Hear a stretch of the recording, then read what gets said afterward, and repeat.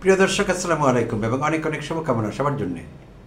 অন্তর্বর্তীকালীন সরকারের উপদেষ্টারা কখনো কখনো দেখা যাচ্ছে যে তারা তাদের যে দপ্তর, নিজের দপ্তরের কাজ তারা গুছিয়ে করতে পারছেন না কিংবা করছেন না।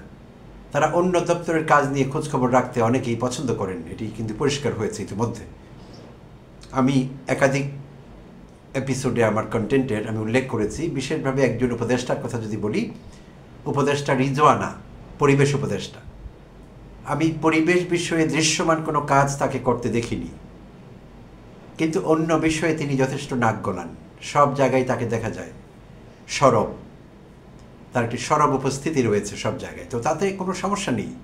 যদি নিজ দপ্তরের কাজটি তিনি গুছিয়ে করতে পারতেন তাহলে হয়তো অন্য জায়গায় নাক গলালে আমাদের কাছে সেটি দেখতে অতটা খারাপ লাগতো না। বাট নিজের দপ্তরের কাজ যে খুব বেশি তিনি করতে পেরেছেন এমনটি মনে হয়নি। হ্যাঁ, এটা সত্যি যে 1 বছরে বা 14 মাসে পরিবেশের মতো একটি বিষয়কে তিনি রাতারাতি পাল্টে ফেলবেন এরকম না, এরকম প্রত্যাশা আমাদের নেই। বাট তারপরও যতটুকু দৃশ্যমান হওয়া দরকার ছিল তার অ্যাক্টিভিটিস, তার পারফরমেন্স, সেভাবে হয়নি।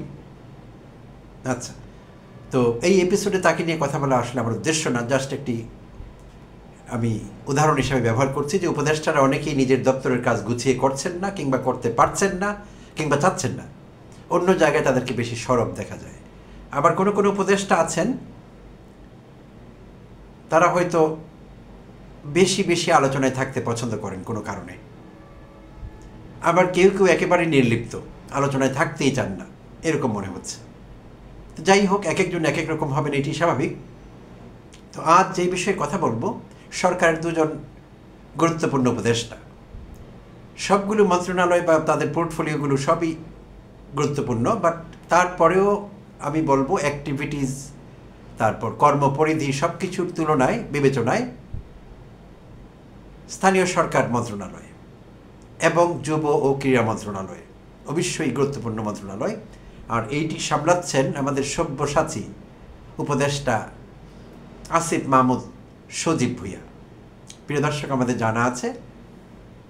আর আরেকজন উপদেষ্টাকে নিয়ে কথা বলবো, পররাষ্ট্র উপদেষ্টা মোহাম্মদ তৌহিদ হোসেন।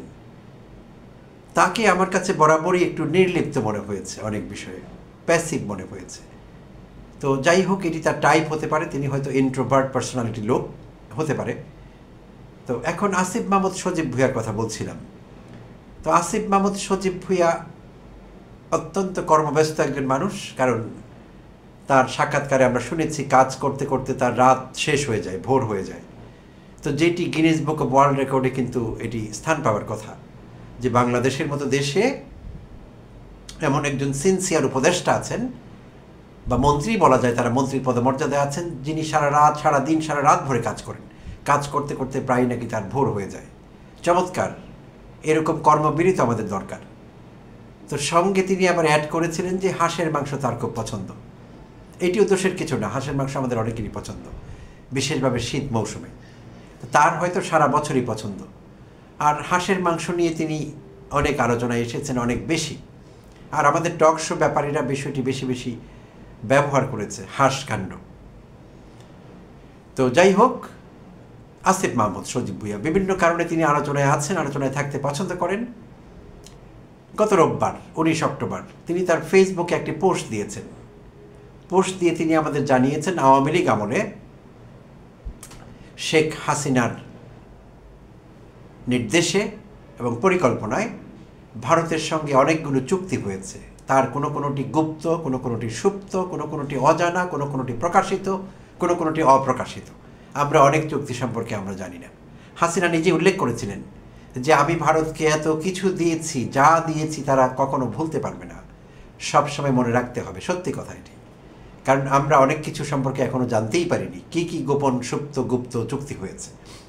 তো আসিফ মাহমুদ সজীব ভুঁইয়া 19 অক্টোবর রোববার তার ফেসবুকে লিখেছেন, উল্লেখ করেছেন যে 10টি চুক্তি এবং প্রকল্প শেখ হাসিনা আমলে মানে সাইন করা ভারতের সঙ্গে, সেইটি বাতিল করা হয়েছে। এবং তিনি একটি লিস্ট দিয়েছেন কোন কোন প্রকল্পগুলো বা চুক্তিগুলো বাতিল করা হয়েছে, আবার কোনো কোনোগুলো স্থগিত করা হয়েছে। বাতিল করা হয়নি, পুনর্বিবেচনার জন্য রাখা হয়েছে, স্থগিত করা হয়েছে, বাতিল হলেও হয়ে যেতে পারে কিংবা অ্যাক্টিভ থাকতে পারে। তো এমন একটি পোস্ট তিনি দিয়েছেন এবং উল্লেখ করেছেন কি কি বিষয়গুলো আসছি সেখানে আমি তার আগে একটু বলে নিতে চাই যে এমন একটি বক্তব্য আন্তরাষ্ট্রীয় সম্পর্কের বিষয় যেখানে, এবং এই মুহূর্তে বাংলাদেশ ভারত সম্পর্কের বিষয়টি একটু অন্যরকম ব্যাপার, খুবই সেন্সিটিভ একটি পর্যায়ে আছে। তো ঠিক এই সময়ে আমরা আন্তরাষ্ট্রীয় বিষয়গুলো বা দুই রাষ্ট্রের মধ্যে স্বাক্ষরিত চুক্তিগুলো সম্পর্কে, চুক্তিগুলোর থাকা না থাকা, বাতিল হওয়া, স্থগিত হওয়া ইত্যাদি বিষয়গুলো আমরা সম্ভবত পররাষ্ট্র মন্ত্রণালয়ের কাছ থেকে শুনতে চেয়েছিলাম। পররাষ্ট্র উপদেষ্টা মোহাম্মদ তৌহিদ হোসেন বললে বোধহয় আরও ভালো শোনাতো এবং মনে হতো যে রেলিভেন্ট মন্ত্রণালয় থেকে এসেছে। তো স্থানীয় সরকার বা যুব ক্রীড়া মন্ত্রণালয় থেকে এরকম আন্তরাষ্ট্রীয় বিষয়গুলো প্রকাশিত হলো ওইভাবে, এবং সেই উপদেষ্টা সেটি প্রকাশ করলেন। আমি ব্যক্তিগতভাবে একটু বিস্মিত হয়েছি। নিশ্চয়ই আরও অনেকেরই আপনাদের বিস্ময় জাগাবে বিষয়টি। তো এবার আসি চুক্তিগুলো কী ছিল, এক নজর একটু দেখে নিই। প্রিয় দর্শক, আপনারা কেউ কেউ হয়তো দেখেছেন ইতিমধ্যে গণমাধ্যমে, তো তারা আমাকে সহ্য করবেন। যারা দেখেননি, ইনকেস যদি কেউ না দেখে থাকেন, চুক্তিগুলো একটু উল্লেখ করছি সংক্ষেপে, ছোট, খুব বেশি বড় না। এক নম্বরে বলা হয়েছে ত্রিপুরা চট্টগ্রাম রেল সংযোগ প্রকল্প, এটি বাতিল করা হয়েছে। ব্র্যাকেটে বাতিল লেখা আছে সামনে চুক্তির পরে, আবার কোনোটি স্থগিত লেখা আছে এরকম। নাম্বার 2, অভয়পুর আখাউড়া রেলপথ সম্প্রসারণ বাতিল। নাম্বার 3, আশুগঞ্জ আগরতলা করিডোর বাতিল। ফেনী নদী পানি ব্যবস্থাপনা প্রকল্প বাতিল। কুশিয়ারা নদীর পানি বন্টন প্রকল্প স্থগিত। বন্দরের ব্যবহার সংক্রান্ত সড়ক ও নৌপথ উন্নয়ন চুক্তি বাতিল। ফারাক্কাবাদ সংক্রান্ত প্রকল্পে বাংলাদেশের আর্থিক সহযোগিতা প্রস্তাব বাতিল। সিলেট শিলচর সংযোগ প্রকল্প বাতিল। পেট্রোলিয়াম পাইপলাইন সম্প্রসারণ চুক্তি বাতিল। ভারতীয় অর্থনৈতিক অঞ্চল মিরসরাই ও মোংলা বাতিল। আদানি পাওয়ার বিদ্যুৎ আমদানি চুক্তি পুনর্বিবেচনাধীন। গঙ্গা পানি বন্টন চুক্তি নবায়ন অথবা পুনর্বিবেচনাধীন। 13 নম্বরে আছে তিস্তা নদী পানি বন্টন চুক্তি, খসড়া অবস্থায় ছিল, বাস্তবায়নের জন্য আলোচনাধীন। 14 নম্বর এবং শেষ দফা, ভারতীয় প্রতিরক্ষা কোম্পানি GRSE এর সঙ্গে টাগ বোট চুক্তি বাতিল। তো আমরা চুক্তির টাইটেল থেকে বুঝতে পারছিলাম কি কি বিষয়ে চুক্তি হয়েছিল। তো এগুলো যে খুব বেশি গুরুত্বপূর্ণ ছিল বাংলাদেশের জন্যে, মোটেই বিষয়টি এরকম না। ভারতের জন্য অনেক বেশি গুরুত্বপূর্ণ ছিল। আর সেই বিবেচনায় এখন ভারতের সঙ্গে আমাদের যেই সিচুয়েশন যাচ্ছে, একটি কনফ্রন্টেশনাল পজিশনে আছি আমরা ভারতের সঙ্গে। আমরা করছি না, তারা করছে, আমাদের কনফ্রন্ট করছে সবসময়। তো সেই পরিস্থিতিতে এটি বাতিল হওয়া কিংবা পুনর্বিবেচনা করা এগুলো সম্পূর্ণ ঠিক আছে, যৌক্তিক। কিন্তু আবার আমি ঘুরে আসি একই জায়গায়, পুরনো জায়গায়, আসিফ মাহমুদ সজীব ভুঁইয়া রাইট পারসন কিনা এই বিষয়গুলো আমাদের জানাবার জন্যে এবং তার ফেসবুকে তালিকাটি দেবার জন্যে। এবং ইন্টারেস্টিংলি রোববার 19 অক্টোবরের কথা বলছিলাম, তার ফেসবুকে তিনি রোববারে দিয়েছিলেন সেটি, আর গতকাল ছিল সোমবার 20 অক্টোবর। গতকাল পররাষ্ট্র মন্ত্রণালয়ের সাংবাদিকরা পররাষ্ট্র উপদেষ্টা মোহাম্মদ তৌহিদ হোসেনকে এইসব বিষয়ে জিজ্ঞেস করেন যে এই বিষয়ে তার বক্তব্য কী এই চুক্তিগুলো সম্পর্কে, যেটি আসিফ মাহমুদ তার ফেসবুকে লিখেছেন। তো strangely and interestingly at the same time পররাষ্ট্র উপদেষ্টা তৌহিদ হোসেন এই বিষয়ে কথা বলতে রাজি হননি। তিনি বলেছেন আমি এই বিষয়ে এখন কথা বলতে চাচ্ছি না, তিনি সাংবাদিকদের এড়িয়ে গেছেন। তো সেইখানে ঝামেলাটি তৈরি হয়েছে। তাহলে যেমনটি আগে বলছিলাম, আন্তরাষ্ট্রীয় বিষয় হলে পররাষ্ট্র দপ্তর থেকে বা আমাদের পররাষ্ট্র মন্ত্রণালয় থেকে আসতে হতো এবং রাইট পারসন ছিলেন এই বিষয়ে, রেলিভেন্ট সোর্স ছিলেন আমাদের পররাষ্ট্র উপদেষ্টা। আসিফ মাহমুদ সজীব ভুঁইয়া নন। তাহলে কেন আমাদের আসিফ মাহমুদ সজীব ভুঁইয়ার কাছ থেকে এই লিস্টটি পেতে হলো, তার কাছ থেকে এই ব্রিফিং পেতে হলো, এবং তৌহিদ হোসেন কেন বলছেন তিনি এই বিষয়ে কথা বলবেন না? এই সিচুয়েশনটি নানা রকম প্রশ্নের জন্ম দেয়। যেই সব প্রশ্নগুলো আসতে পারে মোটা দাগে সেগুলো হলো, তাহলে পররাষ্ট্র উপদেষ্টা কি এই বিষয়গুলো সম্পর্কে অবগত নন? তিনি জানেনই না আসলে কি হয়েছে? তাকে বাইপাস করে অন্য অথরিটি বা অন্য কেউ বাতিল করেছে, তিনি জানেন না? অথবা এমনও হতে পারে তিনি জানেন, তিনি হয়তো অপেক্ষা করছিলেন তার পররাষ্ট্র মন্ত্রণালয় থেকে তিনি সময় মতো আমাদের ব্রিফ করবেন কিংবা জানাবেন। তার আগেই আসিফ মাহমুদ সজীব ভুঁইয়া, তিনি যেহেতু খুবই অ্যাক্টিভ একজন মানুষ, বয়সে তরুণ, অ্যাক্টিভিটিস বেশি হবে, এটি স্বাভাবিক।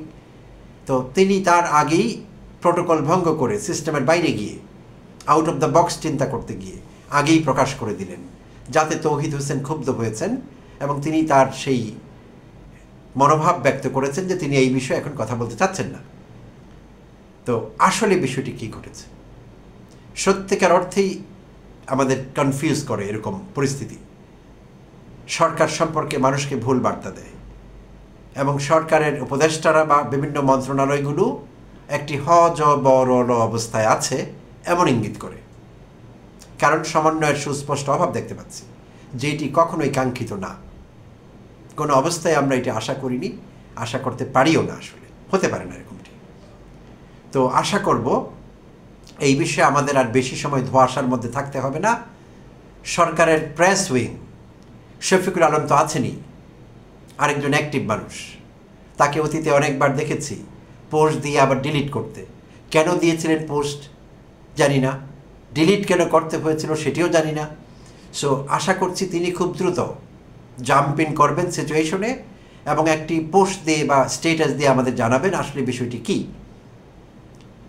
কার এই চুক্তি সম্পর্কে আমাদের জানাবার কথা, বা আদৌ চুক্তিগুলো বাতিল হয়েছে কিনা, বা যেই সব তথ্য আসিফ মাহমুদ সজীব ভুঁইয়া আমাদের দিয়েছেন তথ্যগুলো সত্যি কিনা, সত্যি হলে আসিফ মাহমুদ সজীব ভুঁইয়া রাইট পারসন কিনা, সরকারের ঊর্ধ্বতন মহল থেকে তাকেই এগুলো বলতে বলা হয়েছে কিনা, যদি না হয়ে থাকে সেটিও আমাদের জানাবেন। আর আমি যে বলছিলাম আমাদের প্রত্যাশা যে আমরা তৌহিদ হোসেনের কাছ থেকে বা তার দপ্তর থেকে আমরা সেগুলো জানতে চেয়েছিলাম, আমার আইডিয়া ঠিক আছে কিনা, আমার ধারণাটি ঠিক আছে কিনা, সে শুধু আমি একা না, অনেক মানুষ এই বিষয়ে এখন প্রশ্ন করছেন, তারা জানতে চাচ্ছেন যে আসলে হচ্ছে কি সরকারের ভেতরে।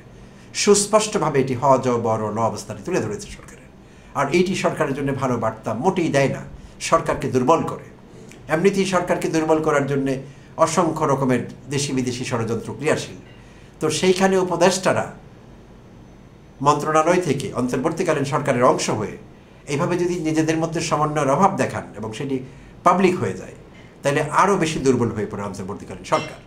আর তারা সেটি চাইছে কিনা, চাওয়ার তো কোনো কারণ নেই, কারণ তারা সরকারের অংশ। তাহলে কেন এরকম স্ববিরোধিতা, কেন এরকম দ্বিধা দ্বন্দ্ব এবং কেন এরকম সমন্বয়হীনতা, এই বিষয়গুলো সম্পর্কে আমাদের জানতে হবে এবং যত দ্রুত আমাদের জানানো হবে ততই ভালো, সরকারের জন্য ভালো, আমরাও বিভ্রান্তি মুক্ত হতে পারি। প্রিয় দর্শক, ধন্যবাদ, ভালো থাকবেন, আবার কথা হবে।